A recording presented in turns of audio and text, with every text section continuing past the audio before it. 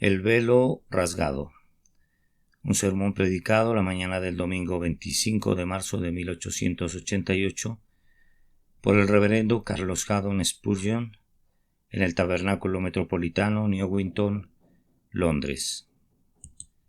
Mas Jesús, habiendo otra vez clamado a gran voz, entregó el Espíritu, y aquí el velo del templo se rasgó en dos de arriba abajo. Mateo capítulo 27, versículos 50 al 51. Así que, hermanos, teniendo libertad para entrar en el lugar santísimo, por la sangre de Jesucristo, por el camino nuevo y vivo, por el que nos abrió a través del velo, esto es, de su carne. Hebreos capítulo 10, versículos 19 al 20. La muerte de nuestro Señor Jesucristo estuvo con toda razón rodeada de milagros, pero ella misma es una maravilla más grandiosa que todo lo que ocurrió, y sobrepasa todos esos milagros de la misma manera que el sol brilla más que los planetas que lo rodean. Resulta muy natural que la tierra temblara y que los sepulcros se abrieran y que el velo del templo se rasgara, cuando aquel que únicamente tiene inmortalidad entrega su espíritu. Entre más piensen en la muerte del Hijo de Dios, más se asombrarán por ella.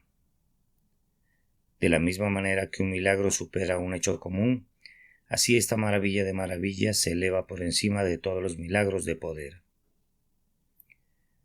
Que el divino Señor, aunque cubierto con el velo de carne mortal, haya condescendido a sujetarse al poder de la muerte, al punto de inclinar su cabeza en la cruz y someterse a ser depositado en la tumba, es el mayor de los misterios. La muerte de Jesús es la maravilla del tiempo y de la eternidad, y así como la vara de Aarón devoró a todas las demás, esa muerte absorbe en sí todas las maravillas menores. Sin embargo, la rasgadura del velo del templo no es un milagro que deba considerarse con ligereza. Había sido fabricado de lino torcido con querubines de obra primorosa. Esto nos da la idea de una tela resistente, de una pieza de tapicería duradera capaz de resistir la más severa tensión. Ninguna mano humana habría sido capaz de romper esa cubierta sagrada y no habría podido ser dividida en dos por alguna causa accidental. Sin embargo, y es extraño decirlo, en el instante en que la santa persona de Jesús fue rasgada por la muerte, el grandioso velo que ocultaba el lugar santísimo se rasgó en dos de arriba abajo. ¿Qué significaba eso? Significaba mucho más de lo que puedo decirles ahora. No es algo antojadizo considerarlo como un solemne acto de duelo por parte de la casa de Dios.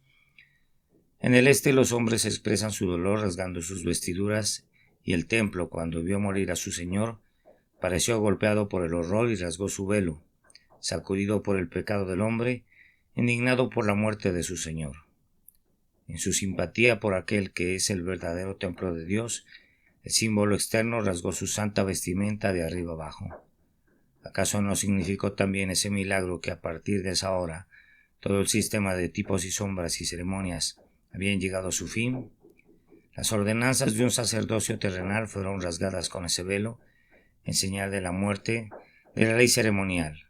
Su alma abandonó el sagrado santuario y dejó su tabernáculo corporal como algo muerto. La dispensación legal había terminado. El velo rasgado parecía decir, a partir de este momento, Dios ya no habita más en la densa oscuridad del Santo de los Santos y no brilla más en medio de los querubines. El recinto especial ha sido abierto y ya no hay un santuario interior al que pueda entrar el sacerdote terrenal. Las expiaciones y los sacrificios que servían de tipo han llegado a su fin. De conformidad a la explicación dada en nuestro segundo texto, la rasgadura del velo significó principalmente que el camino al lugar santísimo, que no había sido manifestado antes, quedaba ahora abierto a todos los creyentes. Una vez al año el sumo sacerdote levantaba solemnemente una esquina de este velo con temor y temblor, y con sangre y santo incienso pasaba a la inmediata presencia de Jehová, pero el desgarrón del velo abrió el lugar secreto. La rasgadura de arriba abajo proporciona amplio espacio para que entren todos los que son llamados por la gracia de Dios, para que se acerquen al trono y tengan comunión con el Eterno.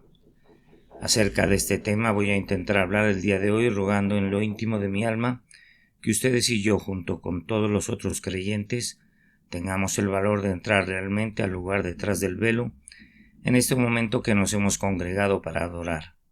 Oh, que el Espíritu de Dios quiera conducirnos a la comunión más cercana que puedan tener hombres mortales con el infinito Jehová. En primer lugar, esta mañana les pediré que consideren lo que se hizo. El velo fue rasgado. En segundo lugar, recordaremos lo que poseemos por esa causa. Tenemos libertad para entrar al lugar santísimo por la sangre de Jesucristo. Luego, en tercer lugar, consideremos cómo ejercitamos esta gracia. Entramos por la sangre de Jesucristo, por el camino nuevo y vivo de lo que Él nos abrió a través del velo, esto es, de su carne. Primero, reflexionen en lo que se hizo, en un hecho real histórico que el glorioso velo del templo fue rasgado en dos, de arriba abajo.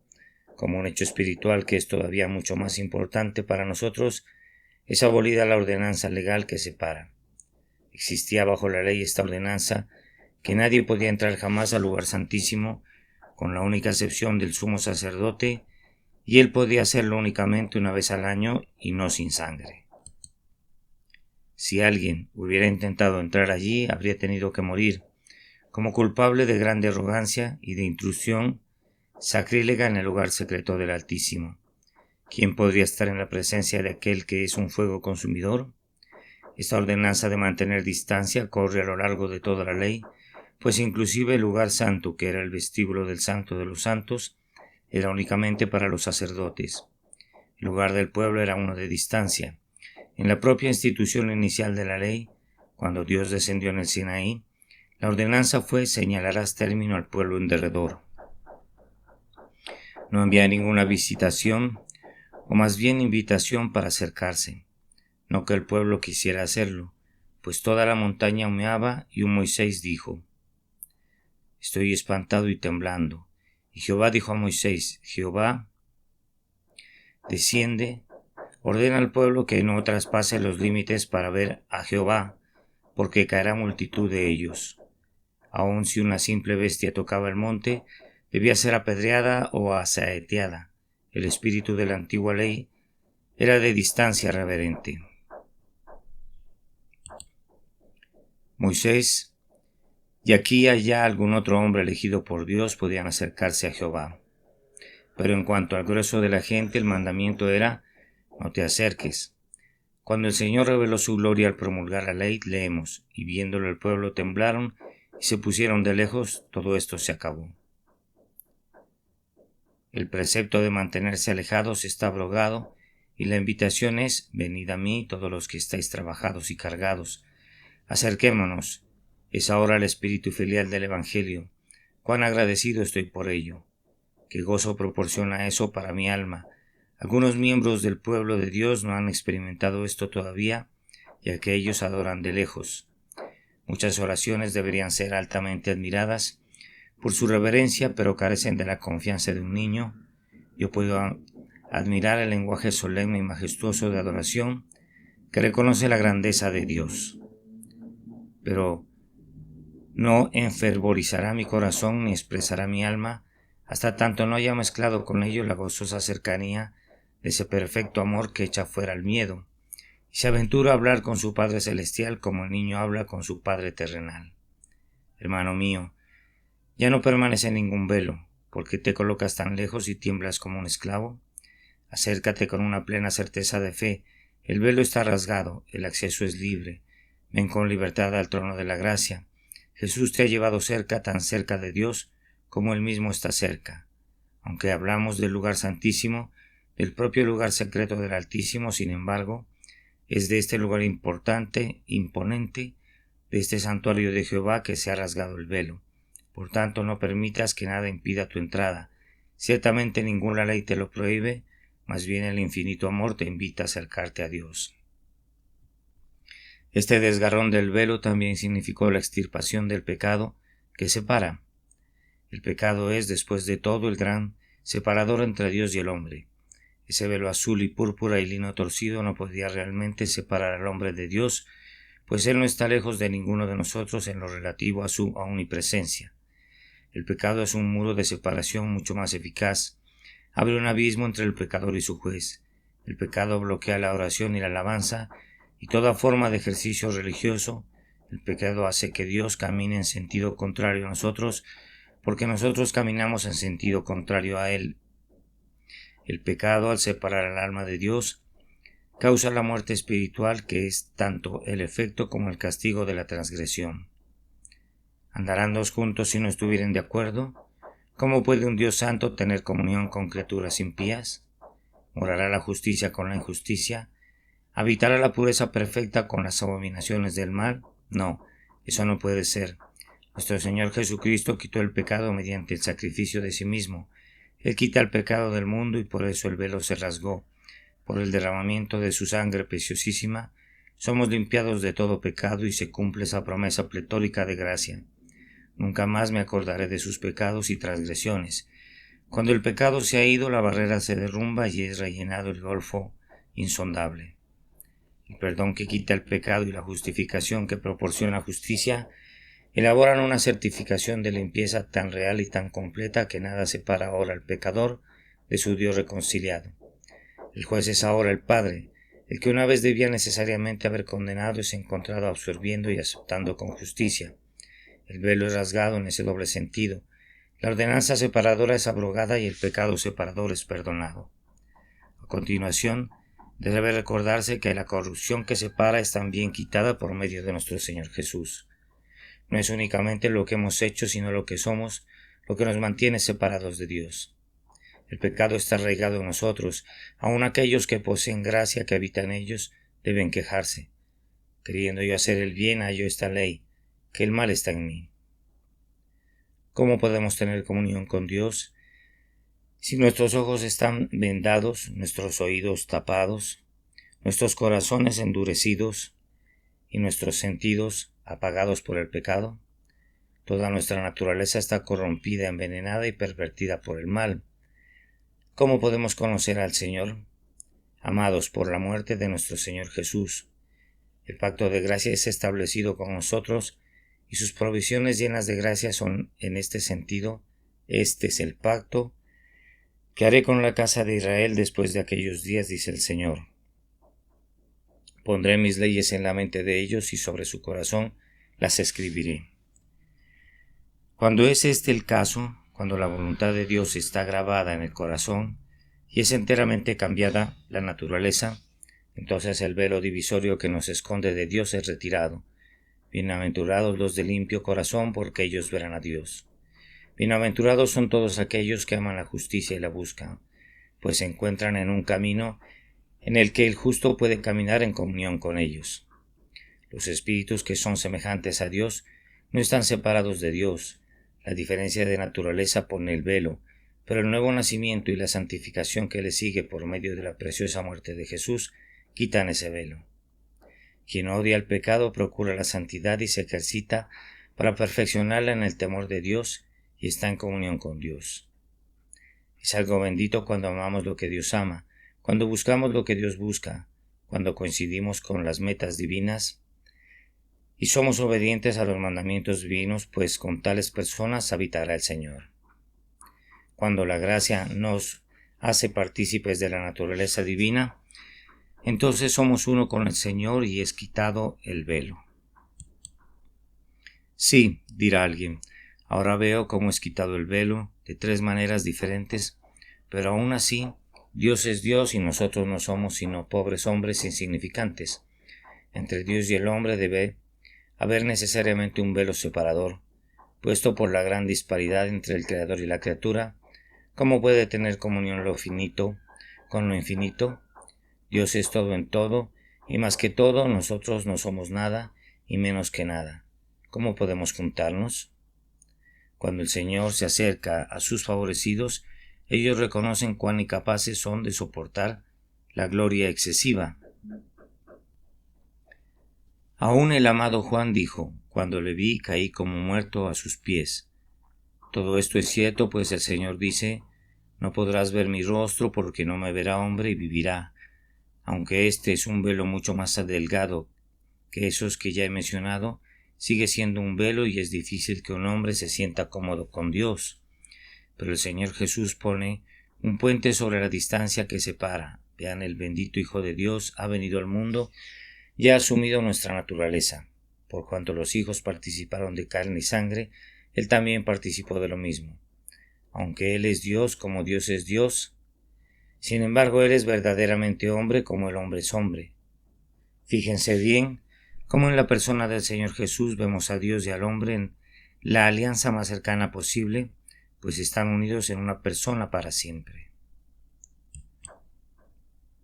El gol fue rellenado con plenitud por el hecho que Jesús ha completado todo por nosotros hasta el amargo fin, la muerte y muerte de cruz, ha seguido la carrera de la humanidad hasta el propio sepulcro, y así vemos que el velo que estaba colocado entre la naturaleza de Dios y la naturaleza del hombre es rasgado en la persona de nuestro Señor Jesucristo.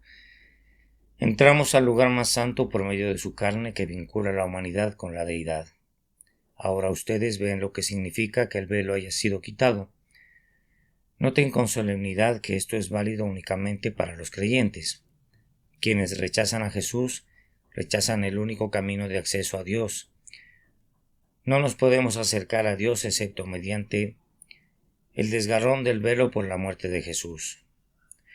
Había un camino tipo hacia el propiciatorio de antes, y ese camino consistía en hacer a un lado el velo, no había otro, y no hay ahora ningún otro camino para que cualquiera de ustedes vaya a la comunión con Dios, excepto a través del velo rasgado, la muerte de Jesucristo, a quien Dios ha establecido para que sea la propiciación por el pecado.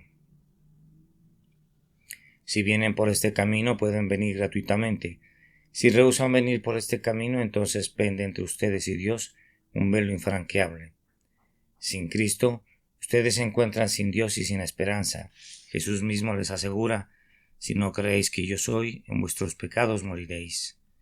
Que Dios nos conceda que esto no le ocurra a ninguno de ustedes. Para los creyentes, el velo no está enrollado sino rasgado. El velo no fue descolgado y doblado cuidadosamente y retirado para volver a ser colocado en su lugar en el futuro. Oh no, sino que la mano divina lo tomó y lo rasgó de arriba abajo. No puede volver a colgarse otra vez, eso es imposible. Entre quienes están en Cristo Jesús y el grandioso Dios no habrá nunca otra separación. ¿Quién nos separará del amor de Cristo? Solamente se fabricó un velo y como ese fue rasgado, el único y solo separador ha sido destruido. Yo me deleito al pensar en esto. El propio diablo no podrá nunca separarme ahora de Dios. Podrá intentar impedir que yo tenga acceso a Dios, y de hecho lo hará, pero lo que puede hacer es colgar un velo rasgado. ¿De qué le servirá eso si no para mostrar su impotencia? Dios ha rasgado el velo y el diablo no puede remendarlo. Hay acceso entre un creyente y su Dios, y debe existir tal libre acceso para siempre, pues el velo no está enrollado, ni ha sido puesto a un lado para ser colgado de nuevo. En días venideros está rasgado y ya no sirve para nada. El desgarrón no está en una de sus esquinas, sino en el propio centro, como nos informa Lucas. No es una ligera rasgadura a través de la cual podemos ver algo, es un desgarrón de arriba abajo. Una entrada ha sido abierta para los peores pecadores. Si solo se hubieran abierto un pequeño hoyo en el velo, los ofensores menores podrían haberse arrastrado a través de él. Pero qué acto de abundante misericordia es este, que el velo fue rasgado en el centro y rasgado de arriba abajo de tal forma que el primero de los pecadores puede encontrar un amplio espacio. Esto también muestra que para los creyentes no hay impedimento más para el más pleno y libre acceso a Dios. Oh, armémonos de valor el día de hoy para venir al lugar en el que Dios no solamente ha abierto la puerta, sino que ha sacado la puerta de sus goznes. Sí la quitó, incluyendo los postes y las rejas y todo. Quiero que noten que este velo, cuando fue rasgado por Dios, no por el hombre. No fue el acto de una turba irreverente, no fue el atropello de medianoche de un conjunto de sacerdotes sacrílegos, fue únicamente el acto de Dios. Nadie estuvo detrás del velo, y en su lado exterior estaban los sacerdotes cumpliendo únicamente su vocación ordinaria de ofrecer sacrificios. Deben haberse asombrado cuando vieron que el lugar santo quedaba al descubierto en un momento, como deben haber oído, cuando vieron el sólido velo dividido sin mediar ninguna mano humana en un segundo de tiempo. ¿Quién lo rasgó? ¿Quién sino el propio Dios? Si otro lo hubiese hecho, podría haber habido un error al respecto, y el error podría necesitar ser subsanado, reemplazando la cortina. Pero si el Señor lo ha hecho, fue hecho correctamente, fue hecho definitivamente y fue hecho irreversiblemente. Es Dios mismo quien ha puesto el pecado sobre Cristo, y en Cristo ha quitado el pecado. Dios mismo ha abierto la puerta del cielo a los creyentes y ha diseñado una amplia avenida en la cual puede transitar hacia Él, las almas de los hombres. Dios mismo ha colocado la escalera entre la tierra y el cielo. Vengan a Él ahora ustedes que son humildes. Miren, Él ha abierto una puerta ante ustedes. Y ahora, en segundo lugar, les pido que procedan conmigo, queridos amigos, a una verificación experimental de mi tema. Ahora notamos lo que tenemos, así que, hermanos, teniendo libertad para entrar en el lugar santísimo, observen el triple teniendo en el párrafo ante nuestra consideración y no se contenten si no tienen los tres. Teniendo libertad para entrar, hay grados de libertad, pero este es uno de los más elevados. Cuando el velo fue rasgado, se requería cierta libertad para mirar dentro. Yo me pregunto si los sacerdotes al pie del altar tenían verdaderamente el valor de mirar al propiciatorio. Sospecho que estaban sumidos en el asombro, que huyeron del altar, temiendo una muerte súbita. Se requiere una medida de valor para mirar fijamente al misterio súbito de Dios, cosas en las cuales anhelan mirar los ángeles. Es bueno que no miremos las cosas profundas de Dios con un ojo simplemente curioso. Yo cuestiono si alguien es capaz de espiar el misterio de la Trinidad sin exponerse a gran riesgo. Algunos, queriendo mirar allí con los ojos de su intelecto natural, han sido cegados por la luz de ese sol y a partir de allí han vagado en tinieblas. Se necesita libertad para mirar los esplendores del amor redentor que elige. Si alguien miró al lugar santísimo cuando el velo estaba siendo rasgado, se contaba entre los hombres más valerosos, pues otros podrían haber temido correr la misma suerte de los hombres de Bet-Semes. Amados, el Espíritu Santo los invita a mirar en el lugar santo y verlo con un ojo reverente, pues está lleno de enseñanzas para ustedes. Entiendan el misterio del propiciatorio y del arca del pacto cubierta de oro y de la vasija del maná, y de las tablas de piedra y de la vara de Aarón que floreció. Miren libremente por medio de Jesucristo, pero no se contenten con mirar solamente. Escuchen lo que dice el texto. Teniendo libertad para entrar, bendito sea Dios, porque nos ha enseñado esta dulce manera de no mirar más de lejos, sino que de entrar a lo más recóndito del santuario con confianza. Libertad para entrar es lo que debemos tener. Sigamos el ejemplo del sumo sacerdote y habiendo entrado ejecutemos las funciones de la persona que entra. Libertad para entrar. Sugiere que actuamos como hombres que están en el lugar debido. Estar detrás del velo llenaba al siervo de Dios de un abrumador sentido de la presencia divina.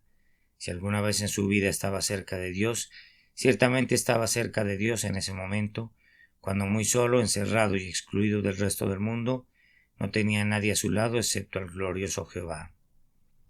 Oh amados míos, que nosotros podamos entrar hoy al lugar santísimo en ese sentido, desconectados del mundo, tanto impío como cristiano sepamos que el Señor está aquí, muy cerca y manifiesto.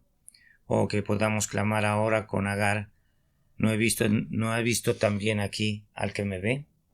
Oh, cuán dulce es experimentar a través del gozo personal la presencia de Jehová. Cuán alentador es sentir que el Señor de los ejércitos está con nosotros. Nosotros sabemos que nuestro Señor es una ayuda muy real en la tribulación. Uno de los gozos mayores del cielo consiste en poder cantar Jehová Sama, el Dios que está presente. Al principio, temblamos en la divina presencia, pero conforme sentimos más el Espíritu de adopción, nos acercamos con sagrado deleite y nos sentimos tan plenamente en casa con nuestro Dios, que cantamos con Moisés, Señor, tú nos has sido refugio de generación en generación. No vivan como si Dios estuviese tan lejos de ustedes como el este lo está del oeste. No vivan pegados a la tierra, sino vivan en lo alto como si estuvieran en el cielo. En el cielo estarán con Dios, pero en la tierra Él estará con ustedes. ¿Acaso hay mucha diferencia? Juntamente con Él nos resucitó y asimismo nos hizo sentar en los lugares celestiales con Cristo Jesús. Jesús ha hecho que nos acerquemos por su sangre preciosa. Intenten día a día vivir en la mayor cercanía con Dios, como sentía el sumo sacerdote cuando estaba por un momento dentro del secreto del tabernáculo de Jehová. El sumo sacerdote tenía un sentido de comunión con Dios. No solamente estaba cerca, sino que hablaba con Dios. No puedo saber lo que decía, pero pienso que en ese día especial el sumo sacerdote se libraba de la carga del pecado y de la aflicción de Israel y presentaba sus peticiones al Señor a Aarón. Solo allí debía haber estado lleno de recuerdos de su propia culpa y de las idolatrías y de las apostasías del pueblo. Dios brilla sobre él y él se inclinaba ante Dios. Tal vez escuchaba cosas que no le era permitido expresar y otras cosas que no podría haber expresado durante, o más bien aunque le hubiera sido permitido. Amados, ¿saben ustedes lo que es tener comunión con Dios? Las palabras son pobres vehículos para este compañerismo mismo. Pero cuán bendito es esto. Las pruebas de la existencia de Dios son totalmente superfluas para quienes tienen el hábito de conversar con el Eterno. Si alguien escribiera un ensayo para demostrar la existencia de mi esposa o de mi hijo, yo en verdad no lo leería, excepto para disfrutarlo, y las pruebas de la existencia de Dios para el hombre que tiene comunión con Dios son más o menos lo mismo. Muchos de ustedes caminan con Dios, ¡qué bendición! La comunión con el Altísimo eleva, purifica, fortalece. Entremos con libertad, entremos en sus pensamientos revelados de la manera que Él entra en lo de ustedes, lleno de gracia. Elévense a sus planes, como Él condesciende a los suyos. Pidan ser alzados a Él, como Él se digna habitar con ustedes. Esto es lo que la rasgadura del velo nos trae cuando tenemos libertad de entrar. Pero observen bien, el desgarrón del velo no nos trae nada en tanto que no tengamos el valor de entrar. ¿Por qué nos quedamos fuera? Jesús nos lleva cerca y verdaderamente nuestra comunión es con el Padre y con su Hijo Jesucristo.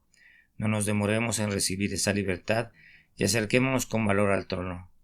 El sumo sacerdote atravesaba el velo azul, púrpura, carmesí y lino torcido con sangre y con incienso para que pudiera orar por Israel, y allí se quedaba ante el Altísimo suplicándole que bendijera al pueblo.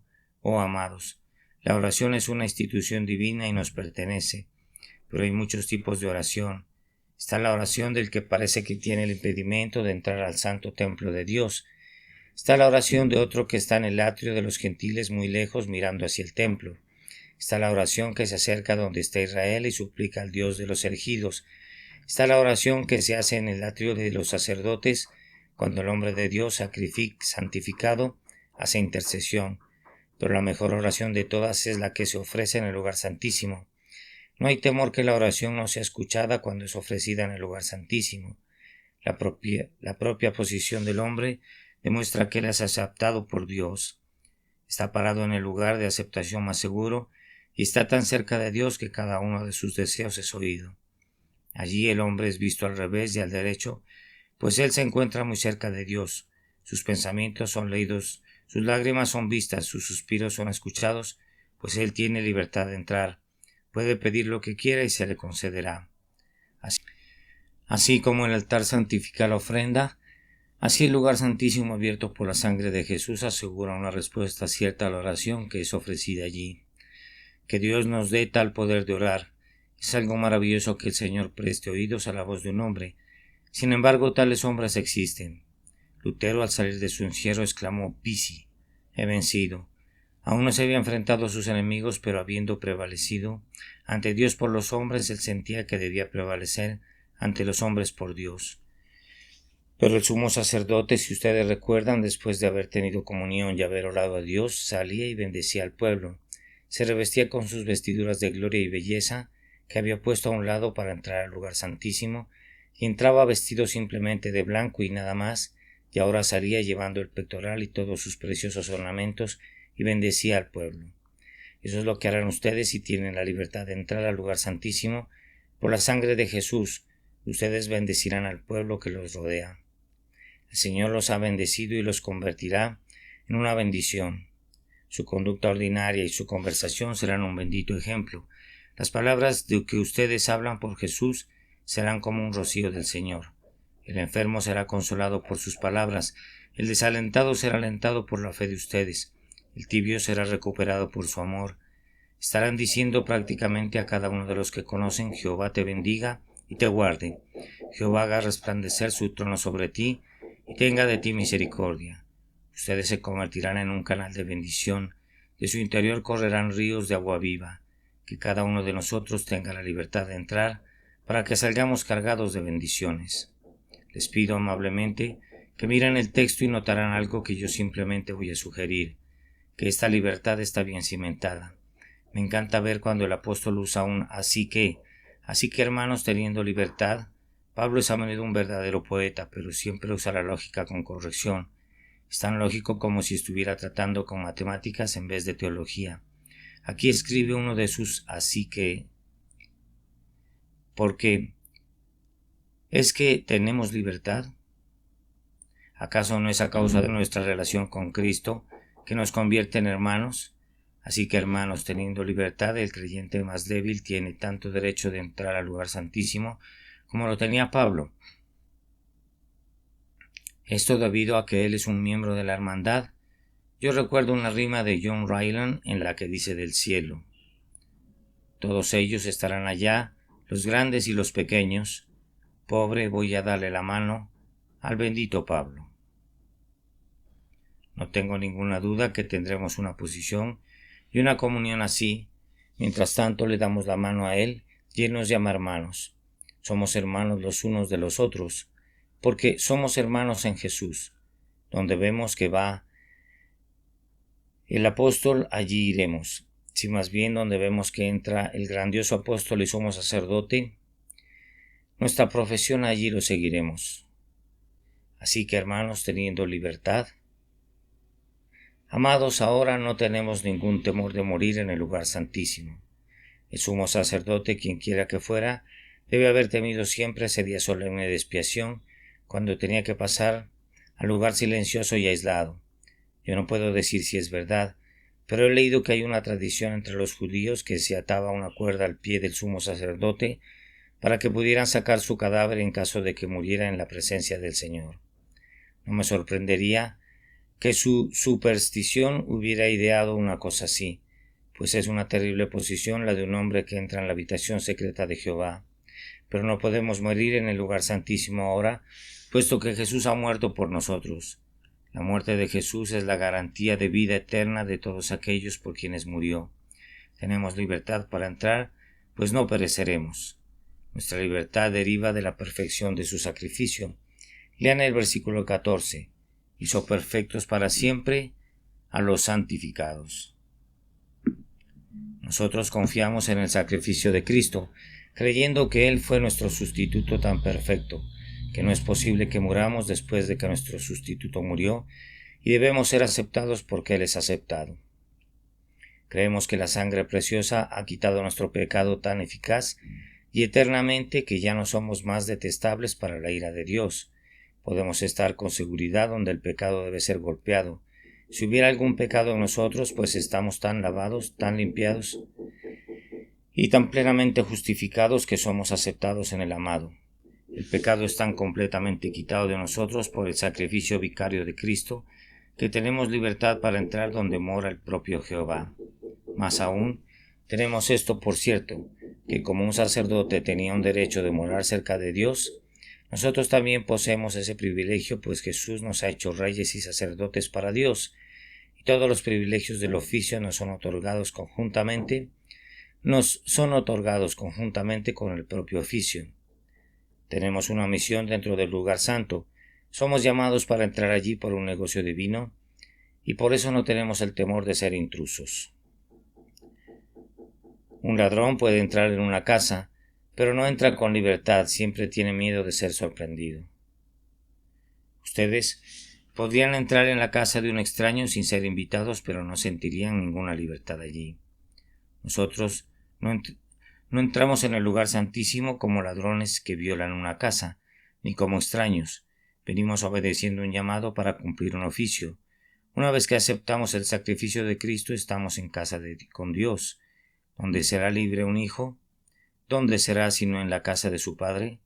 ¿Dónde estará el sacerdote sino en el templo de su Dios, para cuyo servicio es apartado?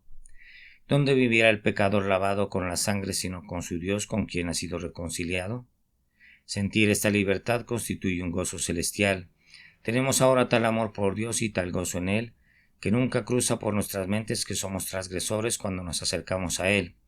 Nunca decimos Dios, mi temor, sino Dios de mi alegría y de mi gozo. Su nombre es la música a la que están sintonizadas nuestras vidas, aunque Dios sea un fuego consumidor. Lo amamos como tal, pues Él consumirá nuestra escoria y nosotros queremos deshacernos de ella. Dios no es enfadoso para nosotros bajo ningún aspecto. Nos deleitamos en Él sea lo que sea. Entonces pueden ver, amados, que tenemos una buena base de libertad cuando entramos en el lugar santísimo por la sangre de Jesús. No puedo dejar este punto hasta no haberles recordado que podemos tener esta libertad de entrar en cualquier momento, porque el velo está siempre rasgado y nunca es restaurado a su antiguo lugar, y Jehová dijo a Moisés: di a Aarón tu hermano que no en todo tiempo entre en el santuario detrás del velo, delante del propiciatorio que está sobre el arca, para que no muera. Pero el Señor no nos dice así a nosotros: amado Hijo de Dios, tú puedes tener en todo momento libertad para entrar. El velo está rasgado tanto de día como de noche. Sí, déjame decirlo, cuando aún tu ojo de fe esté disminuido, de todas maneras entra cuando las evidencias sean oscuras. Aún así ten libertad para entrar y aún así has pecado infelizmente. Recuerda que el acceso está abierto a tu oración penitente. Atraviesa el velo rasgado, pecador como eres. ¿Qué importa que hayas recaído en el pecado? ¿Qué importa que estéis afligido por el sentido de tus descarríos? Ven aún así. Si oyeres hoy su voz, no endurezcáis vuestros corazones. Si no entra de inmediato, pues el velo ya no está allí para excluirte. Aunque la duda y la incredulidad te hagan pensar lo contrario, el velo no puede estar allí, pues fue rasgado en dos de arriba abajo. Mi tiempo se ha escabullido y no tendré espacio para hablar, como hubiera querido hacerlo, sobre el último punto: ¿cómo ejercitamos esta gracia? Permítame darles las notas de lo que habría dicho. Entremos a esta hora en el lugar santísimo. Miren el camino, venimos por la vía de la expiación.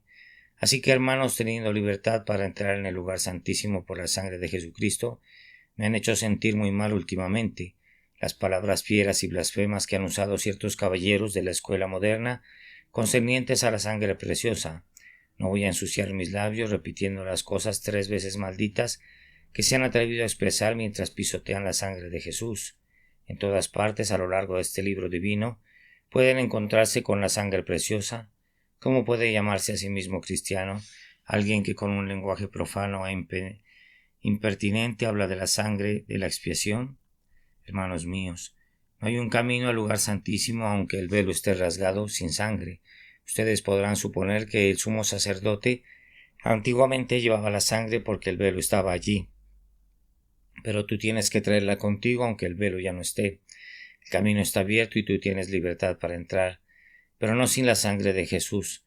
Sería una libertad impía si se pensara en acercarse a Dios sin la sangre del grandioso sacrificio.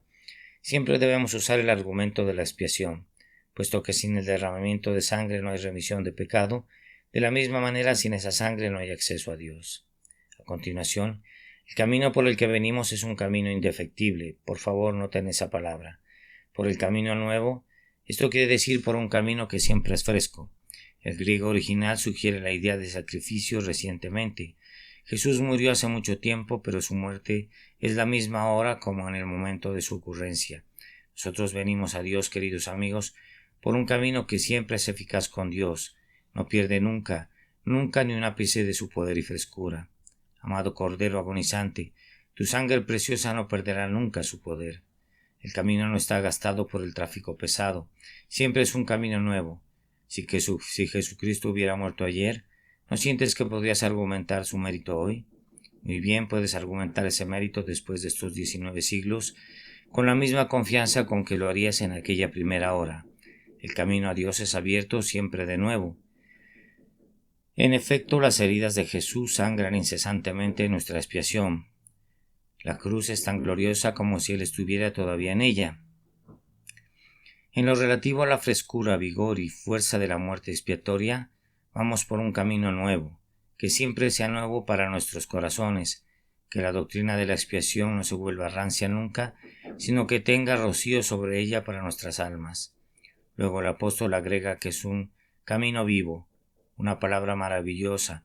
El camino que seguía el sumo sacerdote hacia el lugar santo era naturalmente un camino material y por tanto un camino muerto. Nosotros venimos por un camino espiritual adecuado a nuestros espíritus. El camino no podía ayudar al sumo sacerdote, pero nuestro camino nos ayuda abundantemente. Jesús dice: Yo soy el camino y la verdad y la vida. Cuando venimos a Dios por este camino, el propio camino guía, conduce, soporta y acerca. Este camino nos da la vida con la que podemos venir. Es un camino dedicado, que Él nos abrió. Cuando un nuevo camino es abierto, es apartado y dedicado para uso público. Algunas veces un edificio público es inaugurado por un rey o un príncipe, y así es dedicado para su propósito. Amados, el camino a Dios por medio de Jesucristo es dedicado por Cristo y ordenado por Cristo para uso de los pobres pecadores creyentes tales como nosotros. Él ha consagrado el camino hacia Dios y lo dedicó para nosotros para que podamos usarlo libremente. Ciertamente, si un camino ha sido apartado para mí, puedo usarlo sin ningún temor, y el camino a Dios y al cielo por medio de Jesucristo está dedicado por el Salvador para los pecadores. Es el camino real del Rey para los viajeros que van con destino a la ciudad de Dios. Por tanto, usémoslo, que Él nos abrió. Benditas palabras. Por último, es un camino lleno de Cristo, pues cuando venimos a Dios, venimos por medio de su carne. No podemos ir a Jehová excepto por el Dios encarnado. Dios en carne humana es nuestro camino a Dios. La muerte sustitutiva del Verbo hecho carne es asimismo el camino al Padre. No podemos ir a Dios excepto por representación. Jesús nos representa ante Dios y venimos a Dios por medio de Él, quien es nuestra cabeza del pacto, nuestro representante y precursor ante el trono del Altísimo. No intentemos orar jamás sin Cristo, no intentemos cantar jamás sin Cristo, no intentemos predicar jamás sin Cristo. No realicemos ninguna función santa, ni pretendamos tener comunión con Dios de ningún tipo, excepto a través de ese desgarrón que Él ha hecho en el velo con su carne, santificado por nosotros y ofrecido sobre la cruz a favor nuestro. Amados, habré terminado cuando haya resaltado 2 versículos que son necesarios para completar el sentido, pero que me vi obligado a omitir hoy, pues no habría tiempo para considerarlos. Somos llamados para tomarnos santas libertades con Dios. Acerquémonos de inmediato con corazón sincero, en plena certidumbre de fe. Hagámoslo libremente, pues tenemos un grandioso sumo sacerdote. El versículo 21 nos recuerda esto. Jesús es el gran sacerdote y nosotros somos subsacerdotes bajo Él, y puesto que Él nos ordena que nos acerquemos a Dios, y Él mismo nos enseña el camino, sigámoslo a lo recóndito del santuario. Porque Él vive, nosotros también viviremos. No moriremos en el lugar santo a menos que Él muera. Dios no nos golpeará a menos que lo golpee a Él. Así, teniendo un gran sacerdote sobre la casa de Dios, acerquémonos con corazón sincero en plena certidumbre de fe. Y luego el apóstol nos dice que no solamente podemos venir con libertad porque nuestro sumo sacerdote va adelante en el camino, sino porque nosotros mismos estamos preparados para entrar. El sumo sacerdote tenía que hacer 2 cosas antes de que pudiera entrar. Una era ser rociado con la sangre, y esto lo tenemos pues tenemos purificado los corazones de mala conciencia. El otro requisito para los sacerdotes era que tuvieran lavado los cuerpos con agua pura. Esto lo hemos recibido de manera simbólica en nuestro bautismo, y en la realidad en el lavamiento espiritual de la regeneración. Para nosotros se ha cumplido la oración: que el agua y la sangre que brotaron del costado rasgado sean del pecado la doble cura, y me limpien de su culpa y su poder.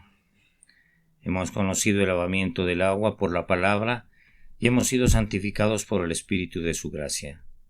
Por tanto, entremos en el lugar santísimo. ¿Por qué debemos permanecer alejados? Corazones rociados con sangre, cuerpos lavados con agua pura. Esto lo hemos recibido de manera simbólica en nuestro bautismo y en la realidad, en el lavamiento espiritual de la regeneración. Para nosotros se ha cumplido la oración, que el agua y la sangre que brotaron del costado rasgado sean del pecado la doble cura, y me limpien de su culpa y su poder. Hemos conocido el lavamiento del agua por la palabra y hemos sido santificados por el Espíritu de su gracia. Por tanto, entremos en el lugar santísimo porque debemos permanecer alejados. Corazones rociados con sangre, cuerpos lavados con agua pura. Estas son, o más bien, son los preparativos ordenados para una entrada aceptable. Acérquense, amados, que el Espíritu Santo sea el Espíritu de acceso para ustedes ahora. Vengan a su Dios y luego habiten con Él. Él es su Padre, su todo en todo. Siéntese y regocíjese en Él. Tomen su porción de amor y no permitan que su comunión sea interrumpida de aquí al cielo. ¿Por qué habría de ser interrumpida? ¿Por qué no comenzar hoy ese dulce gozo de reconciliación perfecta y deleite en Dios que irá aumentando en intensidad hasta que puedan ver al Señor en visión abierta y ya no salgan más de allí? El cielo traerá un gran cambio de condición, pero no en nuestra posición. Si aún ahora mismo ya estamos detrás del velo, será únicamente un cambio como el que hay entre el día perfecto y la aurora, pues tenemos el mismo sol y la misma luz proveniente del sol, y el mismo privilegio de caminar a la luz, hasta que apunte el día y huyan las sombras. Vuélvete, amado mío, sé semejante al corzo o como el cervatillo sobre los montes de la división. Amén y amén. Porción de la escritura leída antes del sermón, Hebreos capítulo 10. El velo rasgado. Este fue un sermón predicado la mañana del domingo 25 de marzo de 1888 por Carlos Haddon Spurgeon en el Tabernáculo Metropolitano Newington, Londres. Mas Jesús, habiendo otra vez clamado a gran voz, entregó el Espíritu, y aquí el velo del templo se rasgó en dos, de arriba abajo. Mateo capítulo 27, versículos 50 al 51. Así que, hermanos, teniendo libertad para entrar en el lugar santísimo, por la sangre de Jesucristo, por el camino nuevo y vivo que Él nos abrió a través del velo, esto es, de su carne. Hebreos capítulo 10, versículos 19 al 20.